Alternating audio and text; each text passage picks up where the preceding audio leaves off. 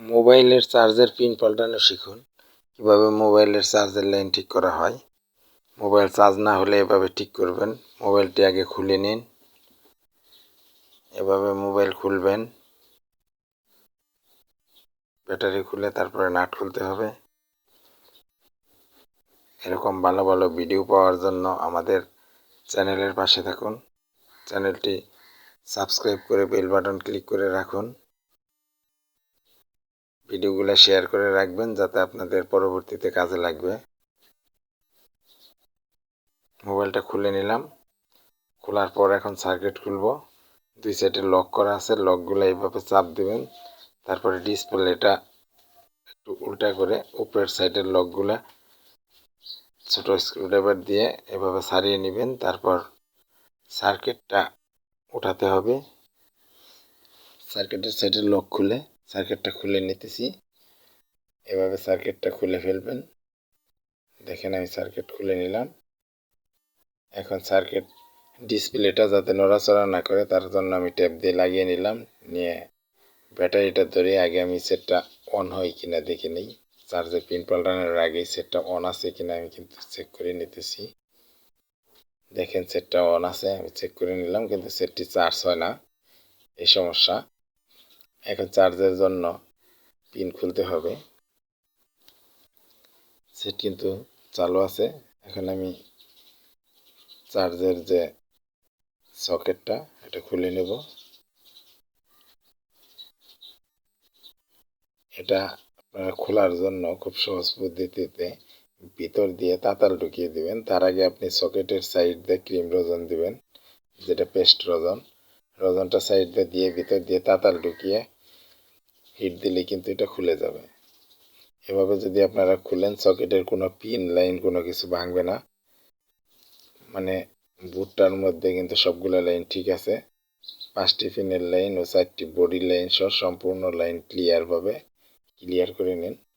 তারপরে এটা নতুন প্রিন্টারে লাগানোর সময় নতুন প্রিন্টার একটু চাপ দিয়ে টাইট করে নিন। তারপরে আমি নতুন প্রিন্টার এখানে ছিদ্রি মতো বসিয়ে দিয়ে তারপর তাতাল দিয়ে বডি লাইনগুলো আগে লাগাতে হবে। দুই সাইডের পিন দুইটা বডি লাইন ঢুকিয়ে দিতে হবে। এরপর সাইডের জ্বালাইগুলা চারোটায় লাগিয়ে দিলাম। বডির লাইন লাগানোর পরে এখন দেখেন ভিতর সাইডে যে 5 পিন লাইনগুলা এগুলা লাগিয়ে দেব। সাইডের দুইটা লাইন কিন্তু চার্জের জন্য, সাইডের দুইটা লাইনই খুব ভালো করে লাগাবেন।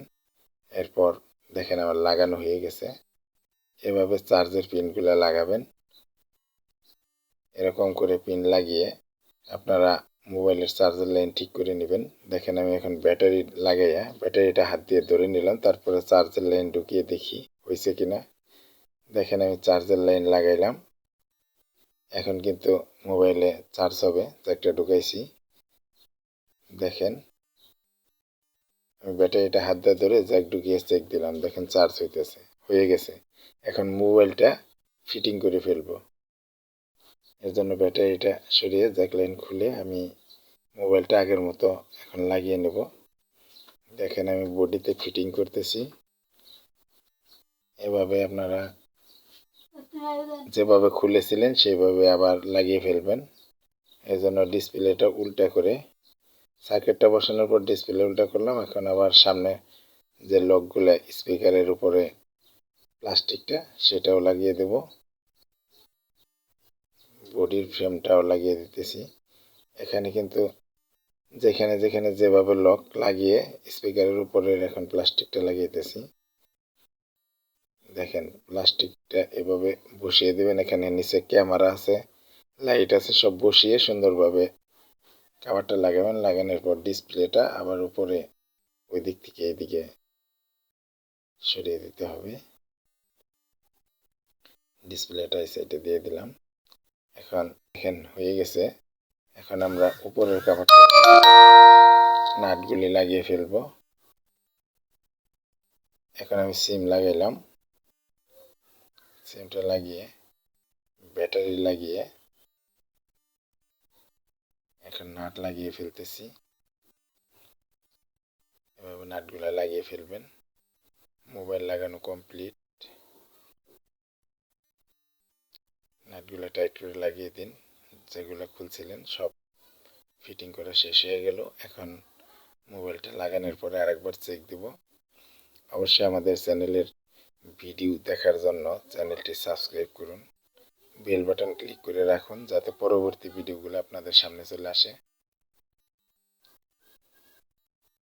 ভিডিওগুলো শেয়ার করে রাখবেন যাতে আপনাদের পরবর্তীতে কাজে লাগে।